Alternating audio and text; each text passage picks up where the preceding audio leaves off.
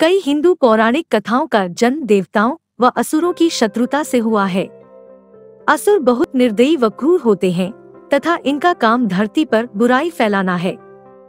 इनका वध करने के लिए देवताओं को भिन्न रूप धारण करना पड़ता है। अतः भस्मासुर की कहानी भी कुछ इसी प्रकार की है। भस्मासुर भगवान शिव का बहुत बड़ा भक्त था। वरदान प्राप्त करने के लिए उन्होंने शिव की तपस्या आरंभ की। उसकी तपस्या से खुश होकर महादेव ने भस्मासुर को अपनी इच्छा व्यक्त करने के लिए कहा। भस्मासुर ने अमरत्व का वरदान मांगा। ऐसी असंभव कामना को सुनकर भगवान शिव ने उन्हें कोई और वरदान मांगने के लिए कहा। तब भस्मासुर ने भगवान शिव से यह वरदान मांगा कि वह जिसके भी सर पर अपनी तर्जनी रखेगा वह वहीं जलकर भस्म हो जाए। वरदान की प्राप्ति पर भस्मासुर बहुत खुश हुआ तथा उसने इस वरदान का परीक्षण खुद महादेव पर करने का फैसला किया। देवी पार्वती को पाने के लिए भस्मासुर भगवान शिव को भस्म करना चाहता था।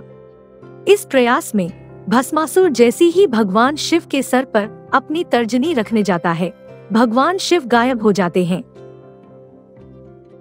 इसके बाद भस्मासुर महादेव का पीछा करने लगता है तथा जहाँ भी महादेव पहुँचते हैं भस्मासुर उनके पीछे पीछे वहीं पहुँच जाता था।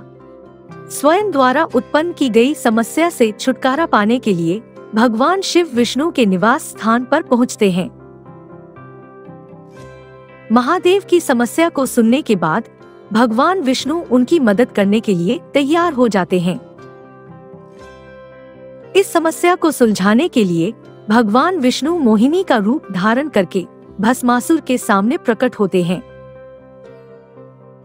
भस्मासुर मोहिनी की खूबसूरती की ओर आकर्षित हो जाता है तथा उसके सामने विवाह का प्रस्ताव रखता है।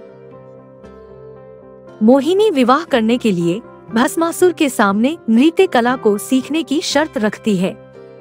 भस्मासुर इस शर्त को मान लेता है तथा मोहिनी द्वारा सिखाई जाने वाली नृत्य कला पर पैर थिरकाने आरंभ करता है। नृत्य के दौरान मोहिनी एक ऐसी मुद्रा सिखाती है जहां उसकी तर्जनी उसके सर को छूती है। अपने वर से अनजान होकर जैसे ही भस्मासुर उस मुद्रा को पूर्ण करने के लिए जाता है वह जलकर राख हो जाता है। इस तरह भस्मासुर का अंत हो जाता है। हालांकि इस कहानी के थोड़े से अलग संस्करण भी मौजूद हैं, लेकिन उनको पढ़ने पर कहानी के मूल में कोई अंतर नजर नहीं आएगा। इस कहानी से हमें यह बात समझ में आती है कि कुछ लोगों की मौत का कारण उनके खुद के द्वारा प्राप्त किए गए वरदान थे। जब वे अपने वरदान का गलत इस्तेमाल करना आरंभ करते हैं तो देवताओं को उन्हें नष्ट करने के लिए एक अलग रूप लेना पड़ता है।